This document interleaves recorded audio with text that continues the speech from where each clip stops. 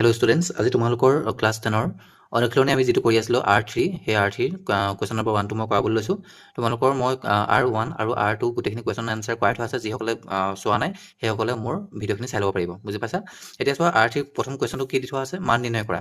এতিয়া মান নিৰ্ণয় কৰিবলৈ দিছে তোমালোকৰ 4টা কুৱেশ্যন। এতিয়া প্ৰথম কুৱেশ্যনটো দিছে 11 কিউব। 11 কিউবটো অতি সহজ কুৱেশ্যন এইটো। এতিয়া 11 কিউবটো আমি কেনেদৰে মান নিৰ্ণয় কৰিব পাৰোঁ সেইটো চাই ল'বা। এতিয়া 11 যিহেতু কিউব দি থোৱা আছে, কিউব মানে কি হয় 11 তিনিটা বা তিনিবাৰ পূৰণ হৈ থকা, তাৰমানে 11 এনেদৰে তিনিবাৰ পূৰণ হৈ থকাটোকে কি বুলি কোৱা হয় 11 কিউব। এতিয়া এইটো আমি পূৰণ কৰি দেখাব লাগে। 11 দুটা পূৰণ কৰিলে কিমান হ'ব? 121 হ'ব। আৰু এটা 11 ইনটু কৰিলে কিমান হ'ব? গতিকে এতিয়া যদি ইনটু কৰা তোমালোকে 1331 পাবা। বুজি পাইছা? এইটো হৈছে তোমালোকৰ উত্তৰ। হ'ল। মুঠতে কিউব থাকিলে তোমালোকে তিনিবাৰ পূৰণ কৰি দিবা। বুজি পালা? এতিয়া যিটো কুৱেশ্যন নম্বৰ 2 দি থোৱা আছে 2 × 10⁻³ তাৰমানে 10 কিউব। বুজি পালা? এতিয়া এইটো আমি মান নিৰ্ণয় কৰিব লাগে। কেনেদৰে কৰিম? এই গোটেইখিনি কুৱেশ্যন আনচাৰ বহুত সহজে হয়, তোমালোকে ভালদৰে চাবা।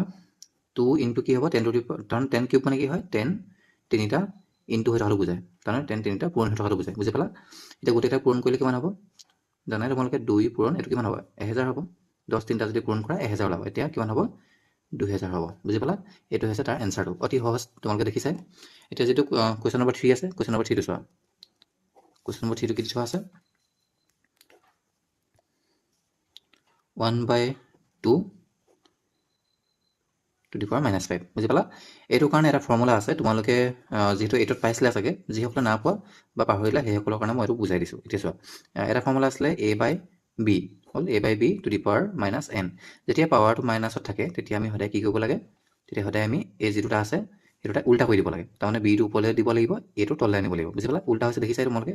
তেতিয়া কি হ'ব? ইয়াত যিটো পাৱাৰ আছিলে সেইটো পাৱাৰটো প্লাছত গুচি আহিব। তাৰমানে যিটো মাইনাছ থাকিব সেই মাইনাছটো সদায় ইয়াত প্লাছত হ'ব। বুজি পালা তোমালোকে? এইটো তোমালোকে কিনাৰত লিখি ল'বা। এতিয়া চোৱা, যিহেতু এইটো আনচাৰটো আমি কৰিব লাগিব, এইটো আনচাৰ আমি কেনেদৰে কৰিম? প্ৰথমতে তোমালোকে সদায় যিটো কুৱেশ্যনত দি থোৱা থাকিব সেইটো পাতি ল'বা। হ'ল। এতিয়া চাবা, যিহেতু এইটো মাইনাছত আছে পাৱাৰটো, তেতিয়াহ'লে আমি এইটো উল্টা কৰি দিব পাৰোঁ। ফৰ্মুলা মতে কি হ'ব? উল্টা কৰি দিব লাগিব। তাৰমানে এই 2টো তলত আছিলে, এতিয়া আমি 2টো ওপৰলৈ দি দিম আৰু 1টো ক'লৈ দি দিম? তললৈ দি দিম। বুজি পালা? তেতিয়া কি হৈ যাব? যিটো পাৱাৰত মাইনাছ আছিলে সেই মাইনাছডাল আঁতৰি যাব। বুজি পালা? এতিয়া আমি কি কৰিম? 2 কেইটা হ'ব?